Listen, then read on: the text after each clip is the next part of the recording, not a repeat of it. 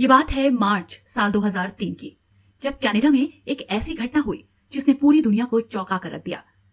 Canada के Toronto शहर में पुलिस ने एडियो कॉल्सन नाम के एक शख्स को गिरफ्तार किया और उस आदमी को गिरफ्तार सिर्फ और सिर्फ इसलिए किया गया था क्योंकि उसे पहले ही इस बात का पता चल जाता था कि शेयर मार्केट में कौन सी कंपनी का शेयर बढ़ने वाला है और किसका दाम गिरने वाला है। ये इंसान $800 से ट्रेडिंग अकाउंट खुलवाता है और शेयर मार्केट में इन्वेस्ट करता है। आपको जानकर हैरानी होगी, उस आदमी ने कुछ महीने के भीतर ही 126 कंपनीज के शेयर खरीदे और हैरत अंगेज तरीके से वो सभी 126 शेयर मुनाफा दे गए और कुछ ही दिनों के भीतर उसने अपने $800 को $300 मिलियन में कन्वर्ट कर लिया। ऐसा इसलिए हुआ क्योंकि उसने जितने भी कंपनी के शेयर खरीदे उनमें से किसी भी कंपनी को नुकसान हुआ ही नहीं। दोस्तों, आपको जानकर हैरानी होगी कि पूरी दुनिया का जो सबसे बेहतरीन शेयर मार्केट का एक्सपर्ट होता है वो भी इसका अनुमान नहीं लगा सकता कि कौन सी कंपनी का शेयर मुनाफा देगा और कौन सा नुकसान। यही वजह है कि एडियो कॉल्सन को गिरफ्तार कर लिया गया। पुलिस को लगा जरूर शेयर मार्केट में बहुत बड़ा घोटाला हो रहा है।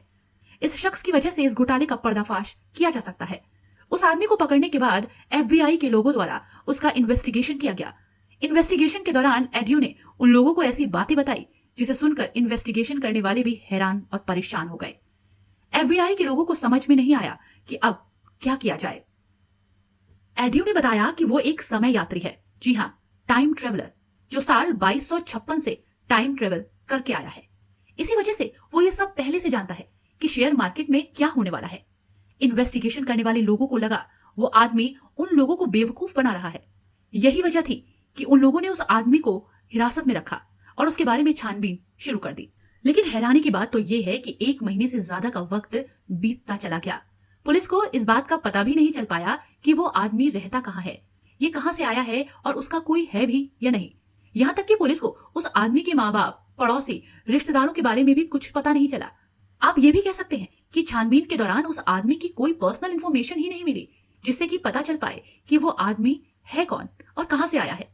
बार बार एडियो से पूछा जा रहा था और बार बार एडियो वही कह रहा था कि वो एक समय यात्री है जो कि यहाँ सिर्फ और सिर्फ पैसे कमाने के लिए आया है। एडियो ने FBI को विश्वास दिलाने के लिए कुछ ऐसी घटनाओं के बारे में भी बताया जो होने वाली थी।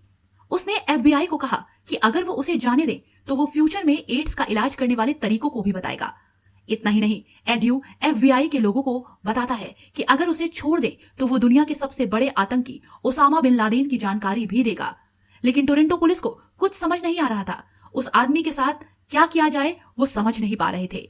बाद में टोरंटो की पुलिस ने उस आदमी को जेल में डाल दिया और उसकी जमानत की राशि को $10 लाख रख दिया। पुलिस को लगा उस आदमी के पीछे जरूर किसी ना किसी बड़े गैंग का हाथ होगा और जमानत की राशि को देकर कोई तो उसे छुड़ाने जरूर आएगा। और कुछ ही दिनों बाद हुआ ऐसा ही। और कुछ दिनों के बाद एक गुमनाम व्यक्ति $1 मिलियन का बॉन्ड भरकर एंड्रयू को जमानत दिलाकर ले गया। जब केस की सुनवाई के लिए एंड्रयू को एक डेट मिली तो एंड्रयू कोर्ट में पहुंचा ही नहीं। जब पुलिस ने एंड्रयू की काफी खोजबीन की तो उनको एंड्रयू का कोई पता नहीं चला। जब पुलिस ने उस अनजान व्यक्ति को ढूंढा जिसने $1 मिलियन देकर एंड्रयू को जमानत दिलाई थी, उसका भी कोई अता पता नहीं चला।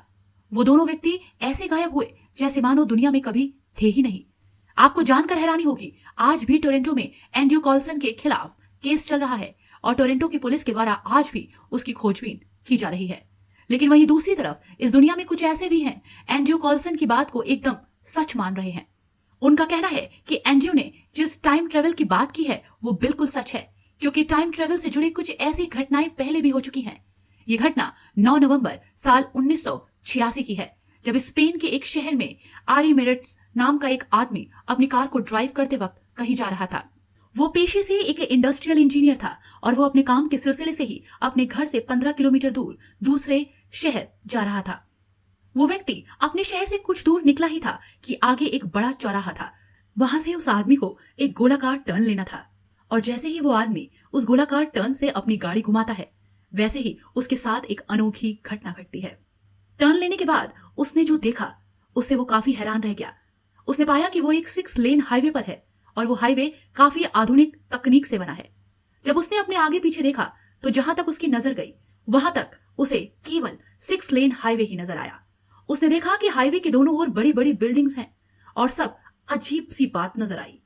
उसने ये सब चीजें अब से पहले कभी नहीं देखी थी, क्योंकि जिस रास्ते से वो चल रहा था वो रास्ता तो बहुत पतला था और वहां पर इतने डेवलपमेंट कभी हुए ही नहीं थे। उस रास्ते पर ऐसा कौन सा 6 लेन हाईवे था, उसने तो कभी देखा ही नहीं। उसने कार से उतरकर चारों ओर देखा तो उसे ऐसा लगा कि वो किसी और शहर में आ गया है, क्योंकि वहां का इंफ्रास्ट्रक्चर बिल्कुल अलग और हाई क्वालिटी का था। वो अपनी कार में बैठकर उसी रास्ते पर फिर आगे की ओर चलने लगा। उसने देखा कि उसके आसपास चलने वाली कारें बहुत स्पीड से चल रही हैं। आसपास चलने वाली कारों की स्पीड इतनी ज्यादा थी जितनी स्पीड उसने आज तक देखी ही नहीं थी। हाईवे पर चलते चलते उसे एक ट्रांसपेरेंट टनल दिखाई दिया, जिसके बाद वो उस ट्रांसपेरेंट टनल में प्रवेश कर गया। उसके कार का टेम्परेचर अचानक बढ़ने लगा। टनल में प्रवेश करने के दौरान उसे किसी कंप्यूटराइज व्यक्ति की आवाज सुनाई दी, जो कह रहा था कि वो टाइम ट्रेवल करके यहाँ आया है। जैसे ही उसने टनल को पार किया, उसकी कार का टेम्परेचर नॉर्मल हो गया। टनल से बाहर निकलते ही वो लगातार 1 घंटे तक कार चलाता रहा।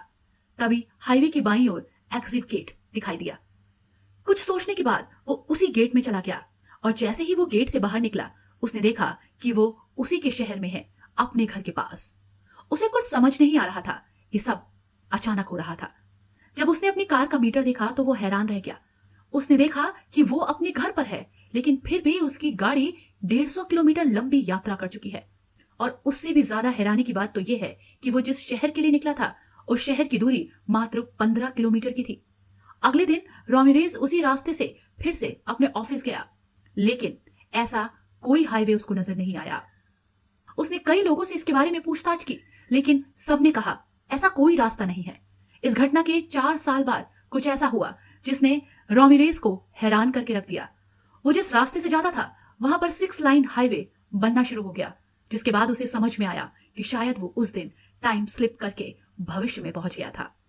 यही वजह है कि उसे उस पतले से रास्ते पर 6 लेन हाईवे नजर आया। दोस्तों, आपके साथ भी कभी ना कभी ऐसा जरूर हुआ होगा। जब आप किसी जगह पर जाते हैं, जब किसी नई चीज को देखते हैं, तो आपको ऐसा लगता है कि जैसे आपने इसे पहले भी देखा है। कभी कभी जब आपके साथ कोई घटना होती है, तब आपको लगता है कि बिल्कुल ऐसा ही आपके साथ हो चुका है। राह चलते आपको कोई अनजान आदमी दिखता है और आपको लगता है कि आप उससे पहले मिल चुके हैं। यकीनन आप में से कुछ लोगों को कभी ना कभी ऐसा महसूस जरूर हुआ होगा। दरअसल ये हमारे ब्रह्मांड में होने वाले टाइम स्लिप की वजह से होता है। साधारण भाषा में आप इसे ऐसे समझ सकते हैं कि यह ब्रह्मांड को चलाने वाले सिस्टम में हुआ छोटा सा एक ग्लिच है। आज तक आपने टाइम ट्रेवल से जुड़ी बहुत सारी वीडियोस को पहले भी देखा होगा। यही वजह है कि आज हम आपको ये नहीं समझाएंगे कि टाइम ट्रेवल क्या होता है, बल्कि आज हमारा मकसद सिर्फ और सिर्फ टाइम ट्रेवल से जुड़ी कुछ ऐसी घटनाओं के बारे में बताना था जो ये साबित करती है कि टाइम ट्रेवल कोई कल्पना नहीं, एक सच्चाई है। आज दुनिया भर के वैज्ञानिक ऐसी मशीन बनाने में लगे हैं, ऐसे सिद्धांत पर काम कर रहे हैं जिससे समय की यात्रा करके भविष्य या भूतकाल में जाना संभव हो पाए। जैसे हमारे ब्रह्मांड में होने वाले जिस तकनीक एरर की वजह से हम कुछ सेकंड या फिर कुछ माइक्रो सेकंड के लिए भविष्य या फिर भूतकाल में चले जाते हैं। आज दुनिया भर के वैज्ञानिक उसी टेक्निकल एरर को ढूंढ रहे हैं और ये भी जानना चाहते हैं कि ब्रह्मांड के सिस्टम में होने वाले उस टेक्निकल एरर को कैसे दोहराया जाए, कैसे एरर को कंट्रोल किया जाए। कुछ वैज्ञानिकों का कहना है कि साल 2040 तक वो समय की यात्रा करने में कामयाब हो जाएंगे। खैर, इस बारे में आपका क्या कहना है? आप अपनी राय कमेंट करके जरूर दीजिएगा, हमें इंतजार होगा।